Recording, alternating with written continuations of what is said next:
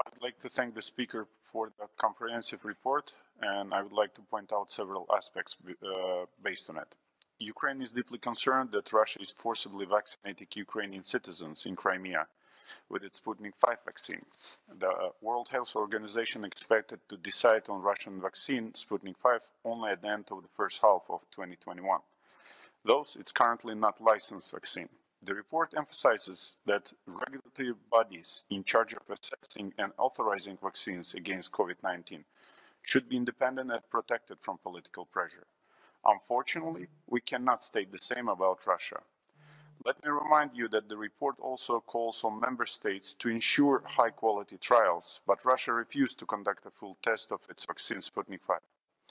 And it didn't pass the third stage of the clinical trials and so-called prospective placebo-controlled study. Only after this stage, we may be sure about the effectiveness and safety of the vaccine or the absence of severe side effects. Vaccinations with a vaccine that has not passed this stage can lead to unforeseen consequences for human health. Citizens of Ukraine living under temporary occupation are forced to undergo these vaccinations with an unverified vaccine. If public sector workers refuse to do that, they will face dismissal. Proportionately, the share of Crimean Tatars working in the fields of healthcare, education, and transport is significantly higher than the other peoples in Crimea. Accordingly, it is the Crimean Tatars, as the indigenous people of Ukraine, who are more likely to be vaccinated with Sputnik V than others. According to the media, vaccination in Crimea began on December 15, 2020. Russia plans to vaccinate 60% of the population in 2021. Thus, by the end of February, they will have delivered 84,000 doses of vaccine to Crimea. I would like to emphasize that in general, the situation with COVID-19 in Crimea is critical.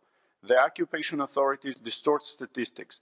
There is a lack of essential medicines. The number of COVID-19 cases is growing, and Crimean residents often are denied of testing for COVID-19.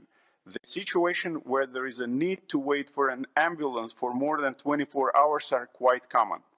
In general, it is difficult to predict the health of consequences of forced vaccination policy for the residents of the temporarily occupied Crimea. Thank you. Thank you very much. Let me give the floor to Mr.